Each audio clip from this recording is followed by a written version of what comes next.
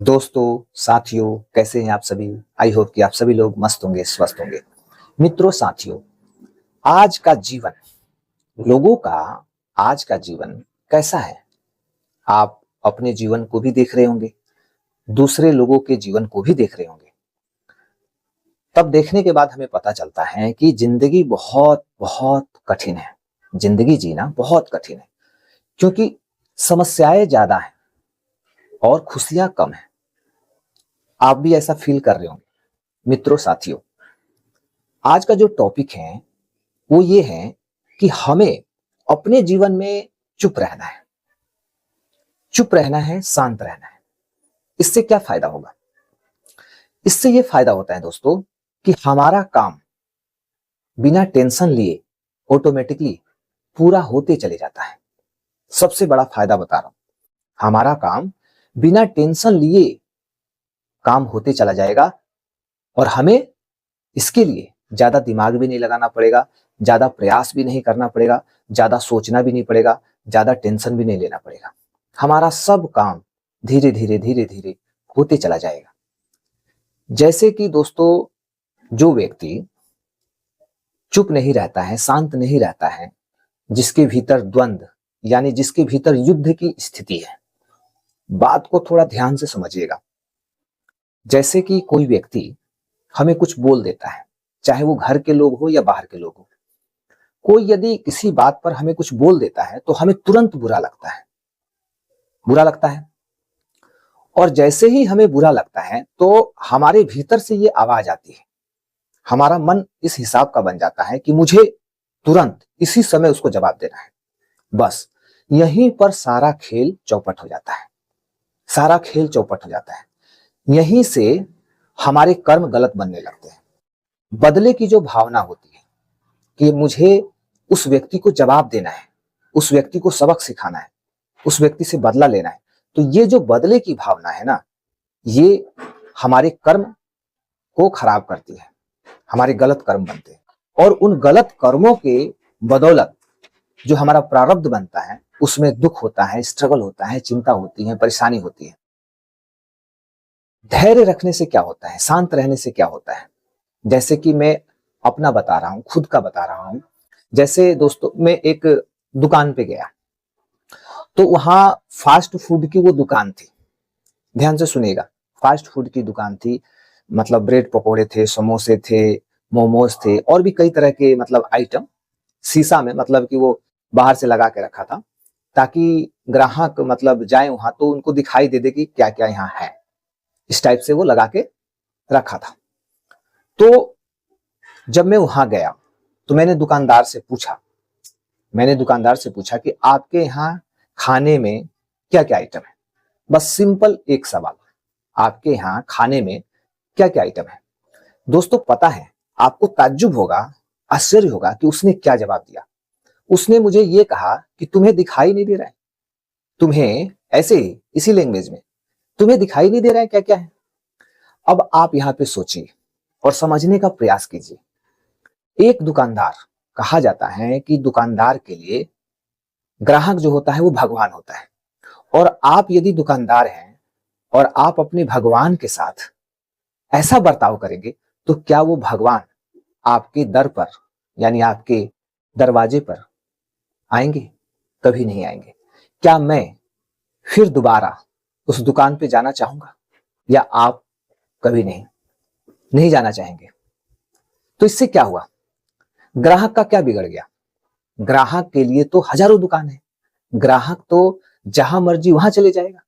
मैं वहां से न लेके जहां मुझे अच्छा लगता है मैं वहां चले जाऊंगा। बहुत सारी दुकानें हैं, मेरी जरूरतें वहां पूरी हो जाएगी। लेकिन वो ग्राहक मतलब दुकानदार मुझे खो दिया, एक ग्राहक को उसने खो दिया।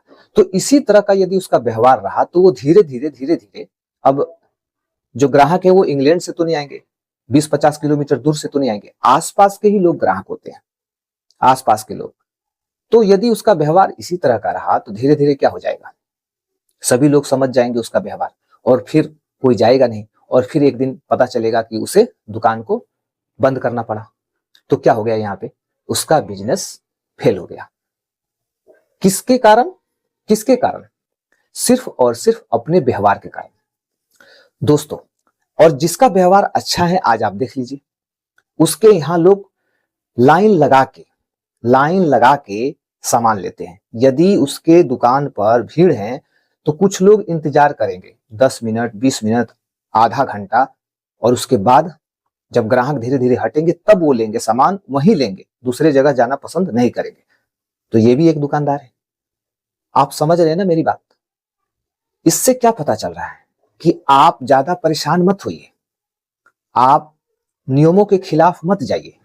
यूनिवर्स का नियम ये कहता है कि आप धैर्य रखिए, शांत रहिए और अपने काम को निरंतर करते रहिए। आप जिस भी काम को कर रहे हैं पूरी आस्था से, लगन से, निष्ठा से आप अपने काम को करिए, उसी काम में आपकी तरक्की होगी। लेकिन इसके लिए आपके पास धैर्य चाहिए और आपको शांत रहना।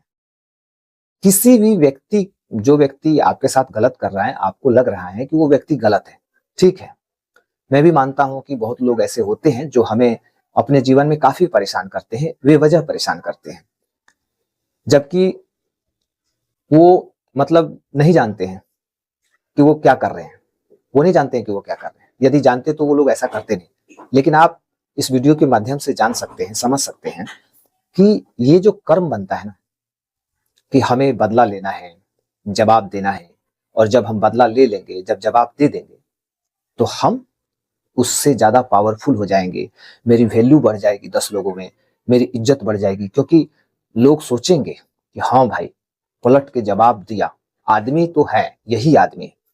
ऐसी सोच रखने वाले लोग, जो ऐसी सोच रखते हैं कि हाँ भाई पलट के जवाब दिया, दम तो है इस व्यक्ति में, इस हिसाब की जो जिंदगी होती है वो ज्यादा अच्छी नहीं होती है। इस हिसाब से आप खुशियों को, सुख समृद्धि को, पैसे को अट्रैक्ट नहीं कर सकते हैं। पैसे को अट्रैक्ट करने का अलग ही फॉर्मूला है, अलग ही तरीका है, और वो तरीका ऐसा है, इतना सरल है, इतना सहज है कि उस सरल तरीके को कोई अपनाना नहीं चाहता है। उसी में से एक तरीका है चुप रहना, शांत रहना, धैर्य रखना। जो हो रहा है वो होगा। कोई व्यक्ति आपकी जिंदगी में आता है, आपको परेशान कर रहा है, तो मान लीजिए कि वो आपके कर्मों के फलस्वरूप, आपके प्रारब्ध में वो है। आपको वो टेंशन देगा, आपको वो प्रेशर देगा, कुछ दिनों तक देगा, लेकिन जैसे ही आपका प्रारब्ध खत्म होगा, वो ऑटोमेटिकली वो व्यक्ति गायब हो जाएगा आपके जीवन से। फिर वो आपके साथ ऐसा कभी नहीं करेगा। तो उसका एक समय है, उसे निमित्त बनाकर आपके पास भेजा गया है।